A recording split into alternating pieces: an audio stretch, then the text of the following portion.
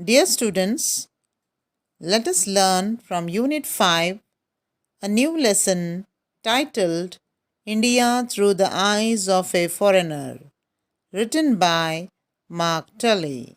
Mark Tully. Mark Tully was born on 24th October in the year 1935 at Calcutta. He was educated in England. He was a correspondent for the BBC in South Asia for 25 years. He now works as a journalist in New Delhi.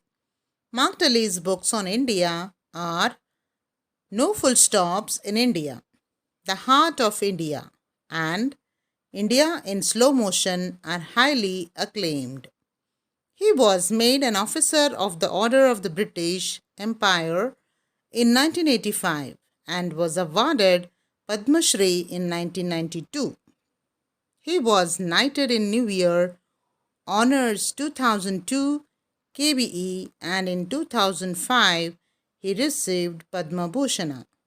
Pre-reading activity, listening and speaking. In this short account of his experience in India, Mark Tully tells us why he likes India and Indians very much.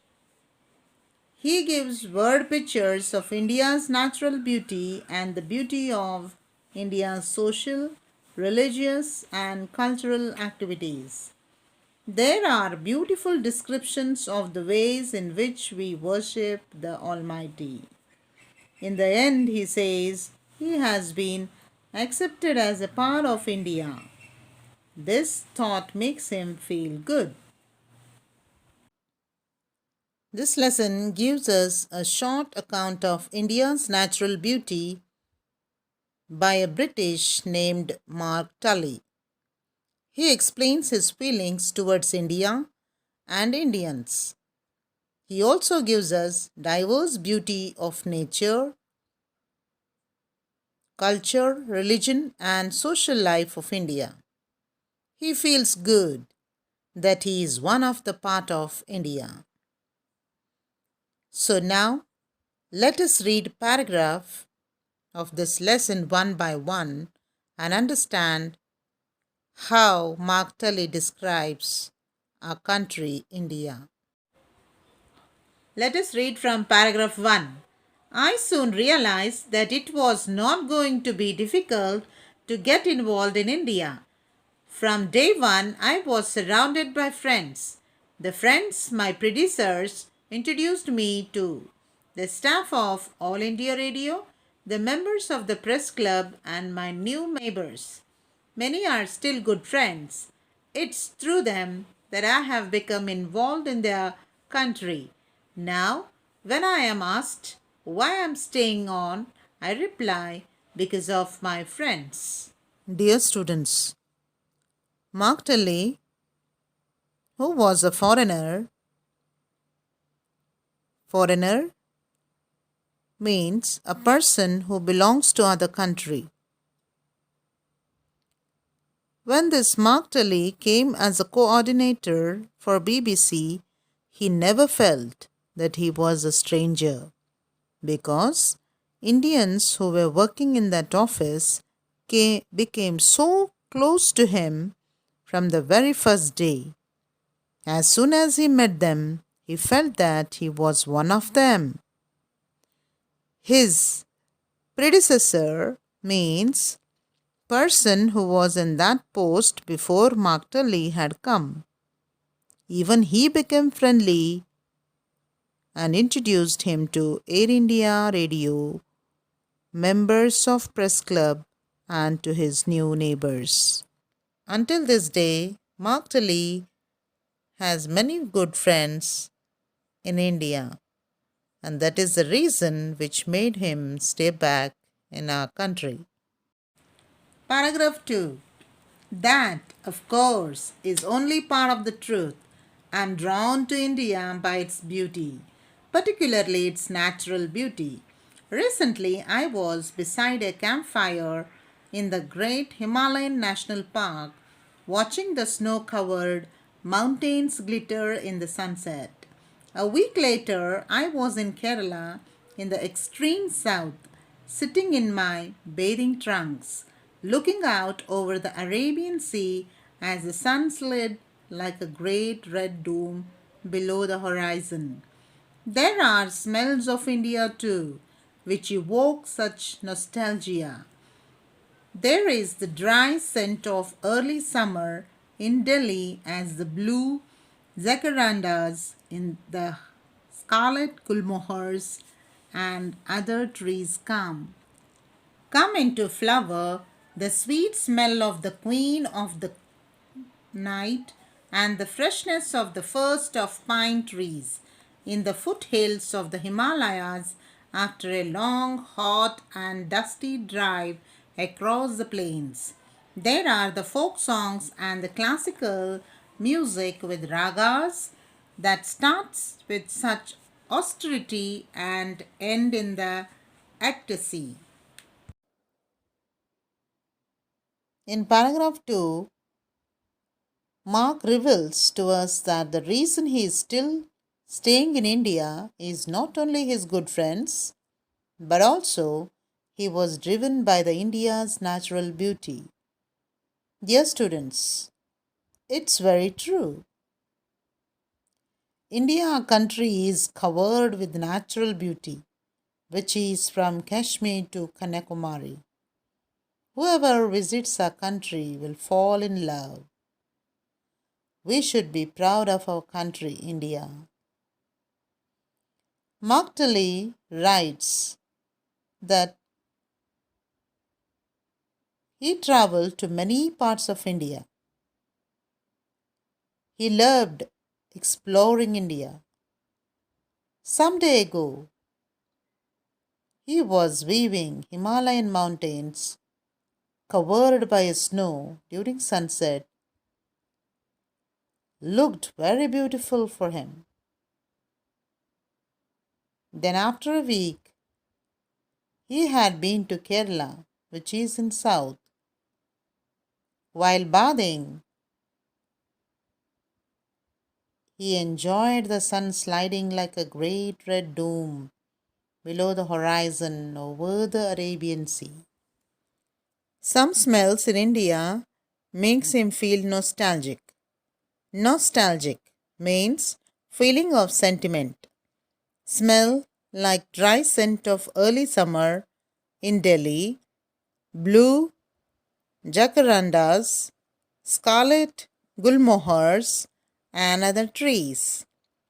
Even queen of the night, the freshness of the first of pine trees, which are grown at the foothills of Himalayas, have attracted him. He is impressed by India's classical music as well as folk songs that starts with austerity, means simplicity, and ends with ecstasy, means strong feelings of happiness. Paragraph 3. There are the great epics and the love poetry. There's the art of the Pradhan tribe in central India, which occupies the whole of one wall of pie flat. There's the color of the festivals, the solemn dignity of the courtyards of the great mosque filled with line after line of worshippers bowing their heads in prayer, and the colorful informality of the pujari performing the evening rites in a Hindu temple. There's the sound of priests singing the Sikh scriptures, carrying across the water of the sacred tank in which the golden temple stands. There are the great monuments of India. I have never known anyone to be disappointed by the Taj Mahal or the forts of Rajasthan. There are the fresh cooked parathas for breakfast in the open air dhabas or restaurants along the Grand Trunk Road. And there's the delicacy of a vegetarian thali or tray in Gujarat. In paragraph 3, Mark Tully describes about the great works of our countries, literature, worship, and monuments. Great works means Ramayana and Mahabharata, and the poetry by great poets. He even says he got attracted by Pradhana tribe, which is in central India. He next describes about the ways of worship people do in India. He describes Muslims worship standing in line after line, bowing their heads in prayer. Hindus offer pujas in their temple. Sikh priest says or sings scriptures in the Golden Temple. He felt amazed by looking at the monuments such as Taj Mahal and forts of Rajasthan. He also remembers the fresh cooked parathas he had breakfast in dhabas and restaurant on the Grand Trunk Road and even vegetarian thali in Gujarat. Paragraph 4.